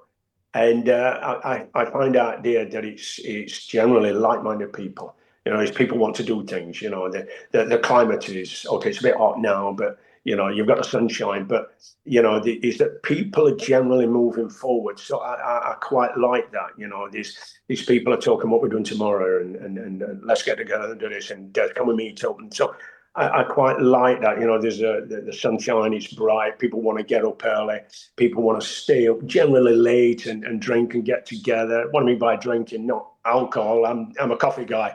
I like having lattes, And so I tend to call the coffee shops, Costa or Nero's. There you go. I'm shouting some out there. And is that they're my offices, and the amount of meetings I have indoors. But the point I'm making is that it's really nice to be around people who want to move forward, people that are talking positively, that are not distracting you with nonsense, okay, that are talking about structure and let's do this together and what have you. And I find out there particularly that and it may be there's quite a few reasons I can think why, but I quite like being out there simply because of that feeling. I tend to work better in the warmer weather.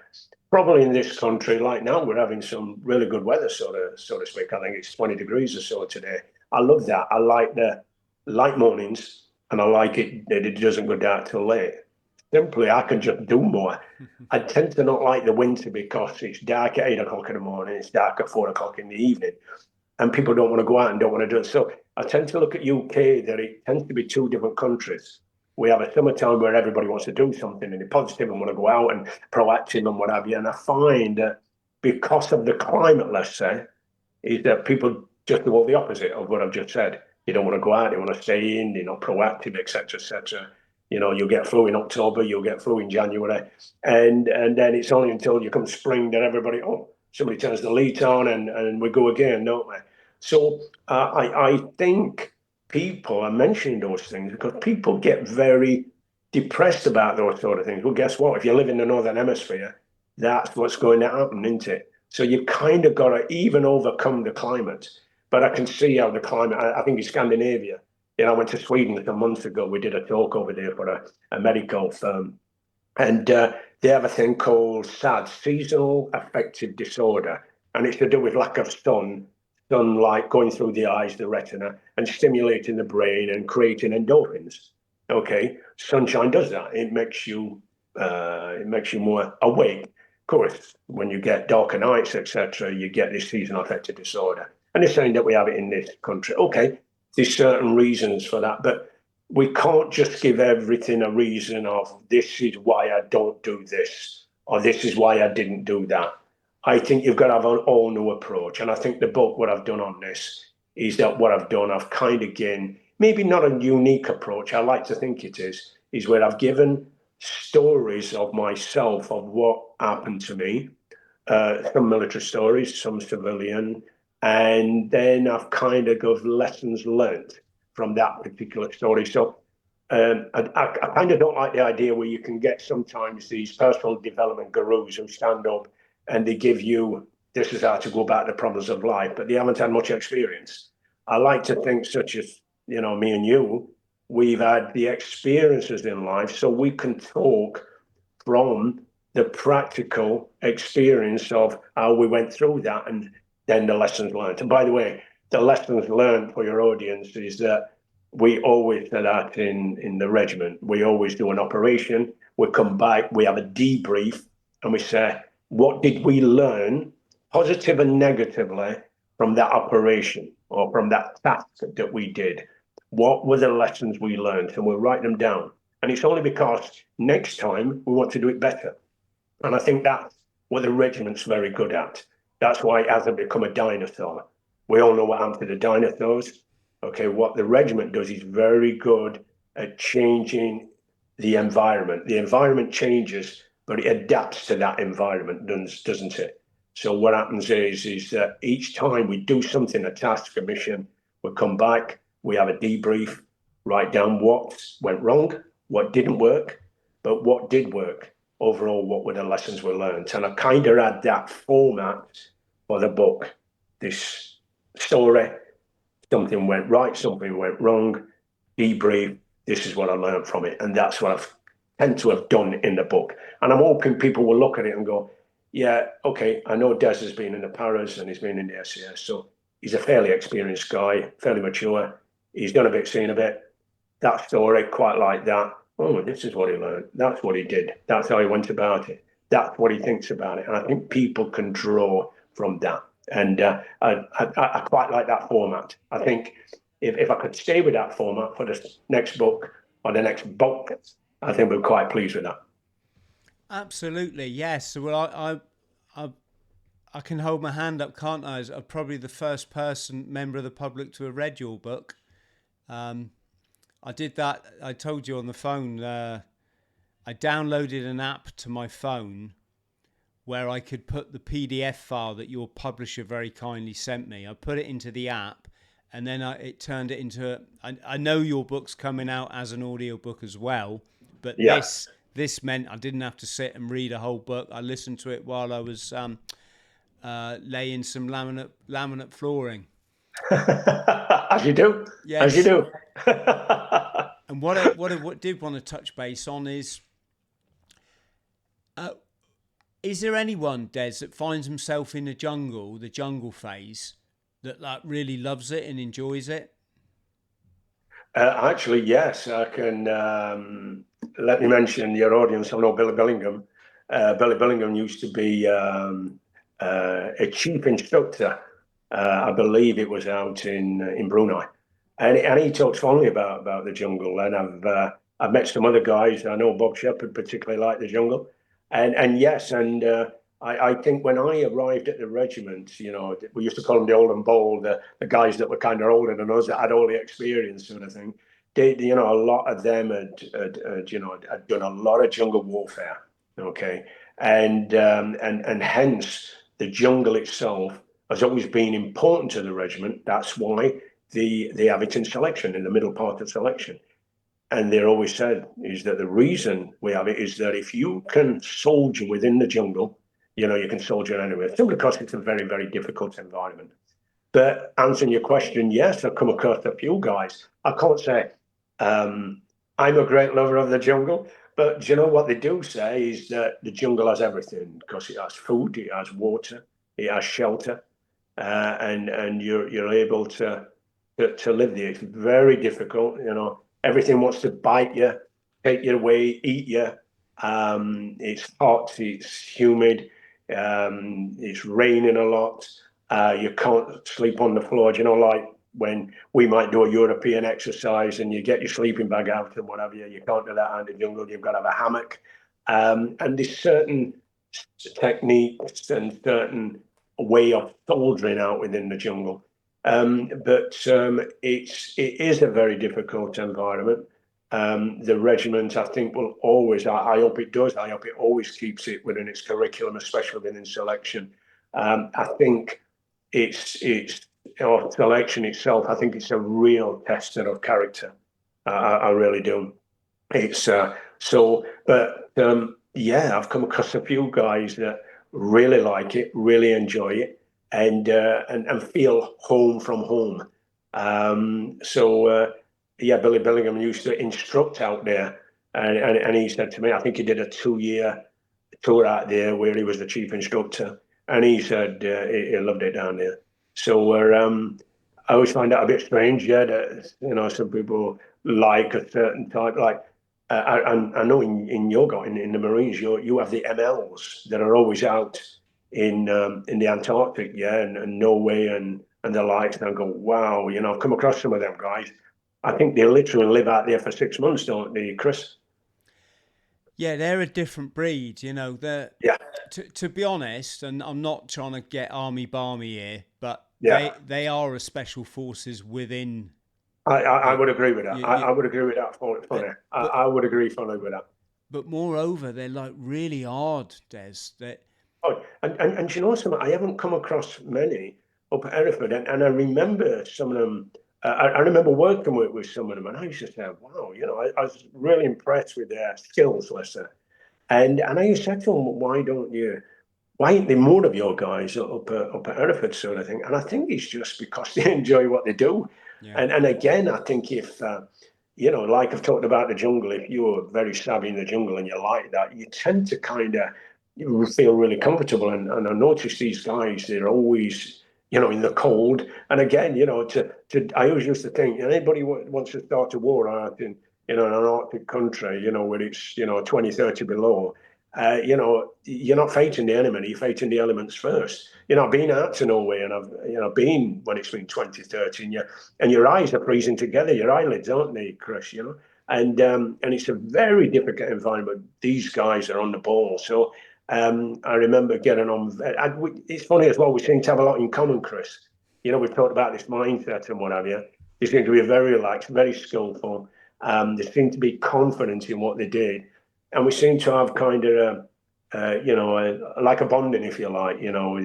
But I agree, the special forces mindset is definitely there. Them guys certainly like what they do, don't they? Yeah, there's some. Yeah, there was one chap.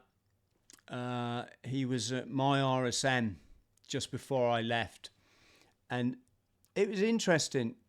This is again sort of an anomaly. I think people might find interesting. Is I left to go and run a business in Hong Kong that I'd started, and you know you get the usual, again, the sort of, hey, you can't. We used to call it going outside. You can't go outside because there's nothing out there. And I used to think that's part of the reason I'm going outside is I don't want to live my life afraid. And stay in the military because I'm afraid. So I went to see the RSM, or he asked to see me to discuss it. And this was a chap that in the Falklands, he would take out listening patrols, and they were just wearing the rig that, you know, they stood up in. No bivvies or anything, and they'd go and lie down, sometimes within 5 meters of the Argentinians, and they'd lie there for 24 hours, not moving in that bitter cold. Yes, just observing and listening and making notes. I mean, this guy also, I believe, led the attack on Top Marlow House, which is a famous Marines. It was an attack, an impromptu attack, I think, put in by the MLs. I might be slightly wrong here, but anyway. So this, you know, anyway. So I went to see him. He said, "So, Marine Thrall, or Corporal Thrall, I was then. What? I was a Lance Corporal, Des, but in the Marines you don't say Lance Corporal. You just I agree. We just say Corporal, right? Yeah. He said, heard you want to go outside. He said, do you know what? If I'd have had something to go outside to, I'd have been out of here a long time ago. Oh, well. And it was so honest of him. Typical. He wasn't there like, oh no, you can't do that. No, you got to stay. And he was just like really, really honest. Nice guy. Rest in peace. Yes. So, but these guys were different. You'd be out in the field and you'd be absolutely chilled to the core. You'd have your gloves on because if you didn't, you wouldn't be able to feel your fingers. Yeah. These guys are there sorting their ropes out, no gloves. Yeah. You know, just a para smock on or an Arctic smock, and making it look like they're peeling the spuds. They've made it. They've really acclimatized to their environment. I mentioned it earlier on, didn't I? Is that when people are skillful and when they like what they do, you know, they change to that environment. They know how to deal with the cold. They know how to deal with the situation. They have this confidence about it, don't they? And yes, if you know, the jungle that we started the conversation with, and you know, and Arctic conditions, if you can, one extreme to the other, if you can soldier in those difficult, very difficult environments, very difficult theaters, well then, you know, that's got to be a formidable soldier, hasn't it? You know, because you know as well as me, for your audience, is that a lot of people think about, you know, the action type of soldiering, you know, and it's, you know, everybody tends to look at that and get excited by that. But as you know, 90% of soldiering is just pure hard work, isn't it? It's actually, trudging around, regard the environment itself, getting from A to B, climbing over hills and mountains and crossing rivers and so on. A lot of it will be collating information. A lot of it will be viewing information, writing it up, bringing it back. So a lot of that is not action orientated, is it? A lot of it, what I mean is, the going loud, as we call it up at H. But most people don't realize that what they don't see is that the pure hard work, getting cold or being completely, or getting really hot out in the desert or the jungle. And, it's, I think someone said is that, as I said, most of the time, you're just preparing for when the action comes along, and when the action comes along, it's only minutes. So yeah, soldering is hard, isn't it, Chris? It's very, very hard. And as I said, most of the time I remember a soldiering just cold, just wet, just miserable, and just saying, well, there's a job to be done. I've just got to get on with it. Yes, I think also, Des, the role is rapidly changing though, because I mean, I think ours was the last generation of the kind of Second World War soldier, where you put cam cream on, you got your kit together, you went out in the forest or the nature or the moors, you blended in with the environment, and you tried to get as close to the enemy as you could without getting hurt, and Yes. and get back again. Now you can't really do that, because any opponent can have a drone with an infrared camera on it, or a heat seeking camera. And I think it's I've had several people on the podcast that fought in Ukraine, and they're all in agreement. This is terrifying. You hear that little buzz in the air, and that a drone has seen you, and it's got a grenade attached to it. So I really think the role of the military is going to, obviously you've still got your places. I mean, like Afghanistan's a good example. It was, their kit and equipment was quite rudimentary, and they were kind of, their spirit that is what they're well known for, isn't it? And the fighting off of the foreign, what they'd see as invaders. Yeah.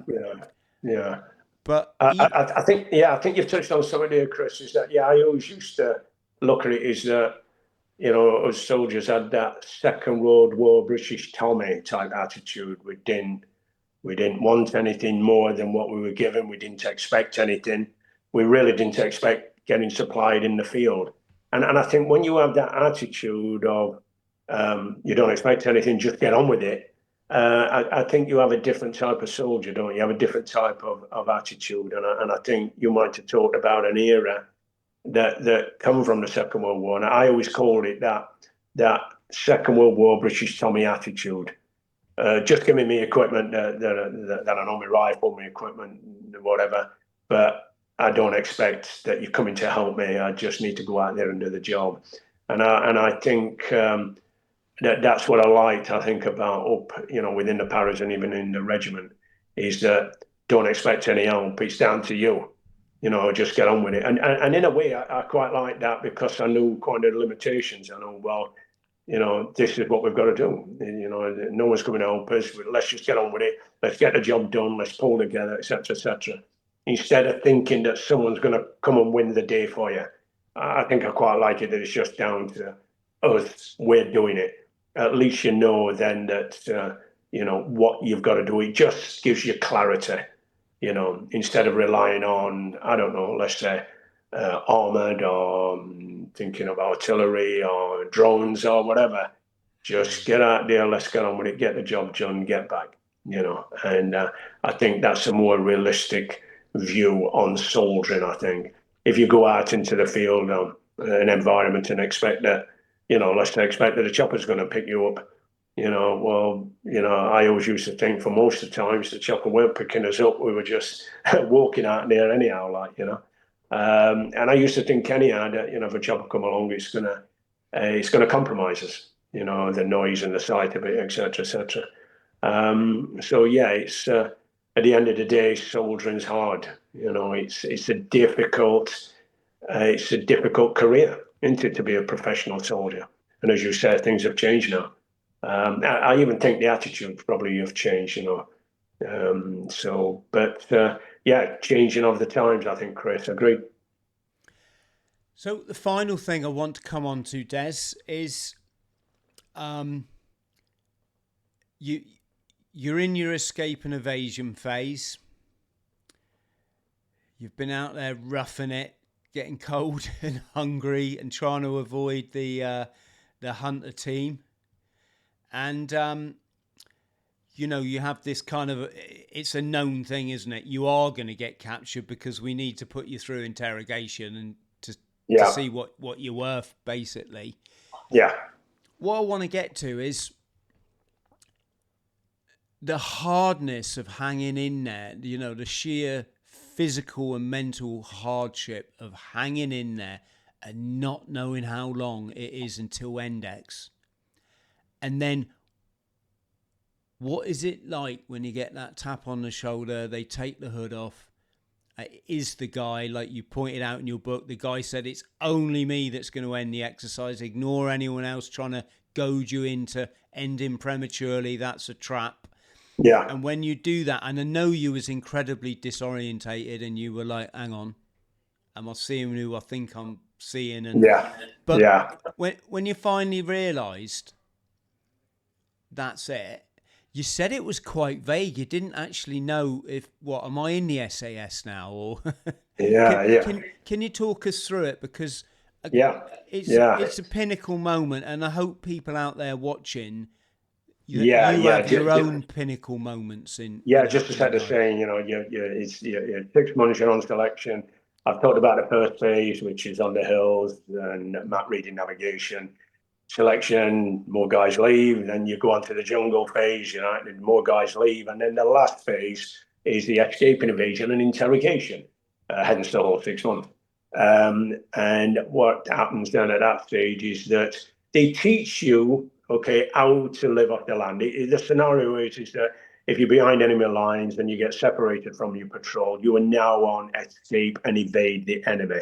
And there's a chance that you could get caught and interrogated. So they're testing you, but they kind of show you what you should and shouldn't do. Like once they've taught you, they then send you out into the field, let's say for about a week, and you have a hunter force. I remember it was the parrots then come chasing us, and they have dogs and vehicles and whatever. And you're trying to survive for a week or 10 days out in the wilderness, and then eventually you're going to get captured anyhow and get put in the pen, as they call it, and that is approximately 36 hours, possibly 48 hours of interrogation. And what I'm saying, I've been on the run now. I got captured, and now I'm in the pen, and it's very, very real. Even though you're going through selection, they actually make you feel that this is for real. There's certain things that happen to you. You go, whoa, I didn't expect that sort of thing. But what I'm saying is, you're in the pen, and they have a hood over your head, and they put you in stress positions up against the wall, cross-legged on the floor. You can't see anything.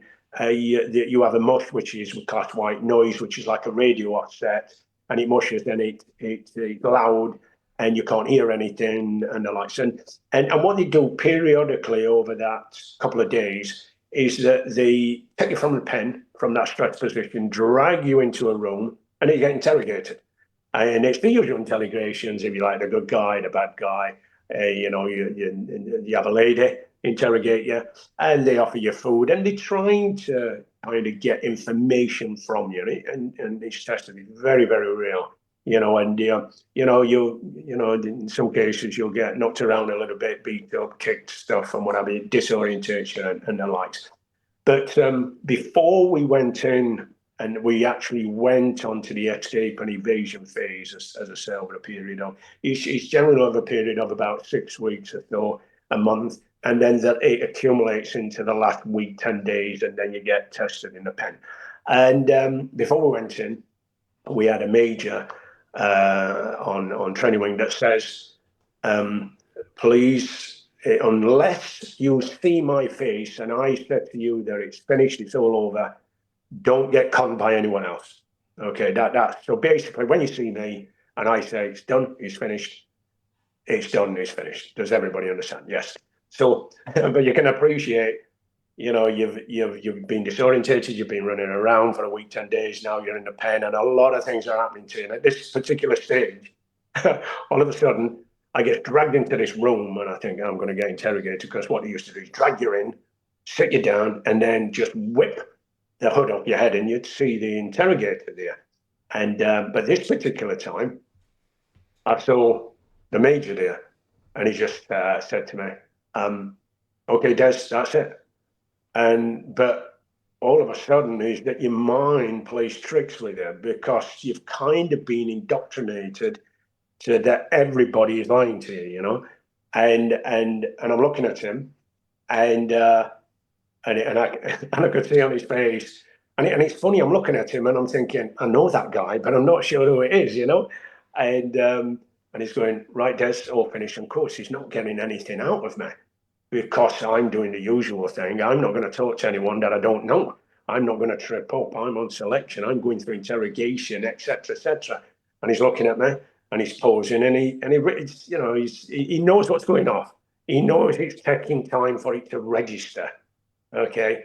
And he's going, Des. And I'm looking at him and I'm not saying anything. He goes, all done, all finished, you're through, like that. And again, I'm not saying anything. And then something in my mind said, hold on a minute. I remember him saying, and he is the guy that he's the head of selection, if you like, the instructors, the main instructor, if you like.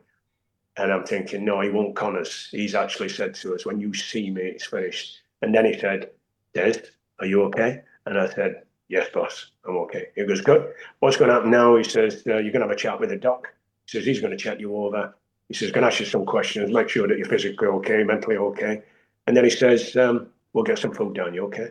And it was a very unusual feeling, because then the doc come and he asked me some questions, how I'm feeling and stuff like that. And he said, do you know what time it is? I remember giving him the time, and he goes, wow. And I was only about 2 hours out, okay, over a period of how many days? And he says, oh, no, well done, like, sort of thing. And he says, anything you want to ask me? And I said to him, was there any music? And he said, no, Des, no, there weren't no music. He said, that was your mind playing tricks. And I said, yeah, were you sending signals to me, through the, because I thought I could hear Morse code and whatever. And he said, no. And by the way, Chris, can you still hear me, mate? Can you? Yeah, absolutely. Yeah, sorry. All it was, someone come up on my screen then. I'll just making sure. Yeah. And he actually said, no. He says, actually, mind playing tricks again. Because when you've got the white noise, Chris, and you're in stress positions and you're not feeling good and what, you tend to hear things. I thought I was hearing music. I thought I was hearing Morse code. I thought I could hear people speaking to me. And at some stages, I was hallucinating, because you go without sleep, you don't sleep properly for over a week. I kept falling and bashing my head on the wall when I was in standing up stress positions, and on the ground as well. And sometimes you feel that someone's come in the room and they're talking to you, and I actually said to him, I said, did anyone come in and start talking to me? He goes, no. He said, no, it's that's your mind playing tricks again. So what it was at that stage, then he said, right, go and get some breakfast. And yes, Chris, answering your question, it's all of a sudden there's this feeling that you just go, wow, I've actually done it. I've actually, achieved possibly a lifetime ambition that I didn't realize I had. And people said, what did it feel like? And I remember talking to my mate, because people come out at different times and you go for breakfast. And I remember having a bacon sandwich and egg sandwich and stuff. And I said to him, and you cross match, did you hear this? Did you hear that? Did you hear that? Yeah. And I said, wow, I think we're actually in, aren't we? He goes, yeah, we are. I said, I'm wondering what the coming years are going to bring. He goes, yeah, I wonder. And I always remember back to them words that I said, I wonder what the coming years are going to bring. And that was, I had 20 years in the SAS Regiment. And I remember reflecting, thinking, well, I never thought I was going to join the military, the paras. I never thought I was going to join the SAS. And I certainly didn't think I was going to stay there for 20 years within the SAS. And me and my mate, we went to the same squadron, and we used to talk all the time when we used to bump into each other over the years. I said, remember them silly things I said to you after selection? Yeah, what the coming years are going to bring, Des. And he says, but I tell you something, I'm enjoying myself for you. I said, yeah, I'm loving it, So someone said, what did it feel like? I said, well, probably it feels like, to a civilian, if you like, and I don't mean that to be derogatory, but it's probably like winning the lottery, without anybody knowing, because I'm in the regiment and nobody knows about it, It felt like, I thought, oh, this is how people must feel when they win a lot of money and know that they've achieved everything that they wanted to achieve, and that money can, they can buy whatever they want, sort of thing. I'm thinking now I'm in the regiment, and now I'm going to move on and do all the things that I wanted to do.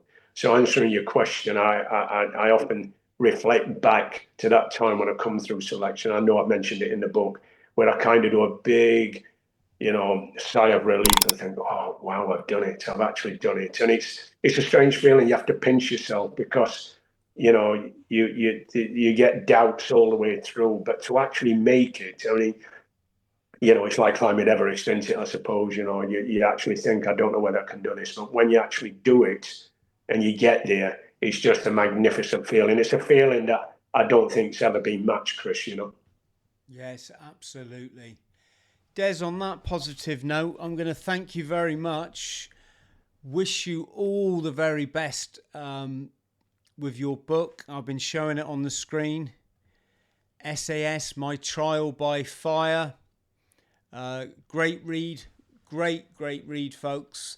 Des, we're going to put your social media links below the video so people can get in, keep in touch with you. And yes, thanks very much for coming on the show again. Well, Chris, it's been a pleasure, mate. I've really enjoyed the chinwag today, and that's what it feels like, doing it, two mates having a drink and just having a chinwag. And I hope that your audience has enjoyed it. I know last time quite a few people reached out to me, so I know you've got a good bunch following you. So a big thank you to them that are tuning in, giving you support, and also support for me and the book. So a big thank you to them. And Chris, once again, thank you very much for having me on today. You're very welcome, mate. Thank you. Just stay on the line, Des, so I can thank you properly when I click the button off. Friends at home, hope you got as much out of this, learnt some tips for living a legendary life. Can I just say a quick thank you to everyone that supported our Patreon or support us on Locals or have become a YouTube member. We couldn't do the show without you, so thank you very much. If everyone could like and subscribe and click the notification bell, if you want to, that's really going to help the show. And that just leaves me to say, look after yourselves. Much love.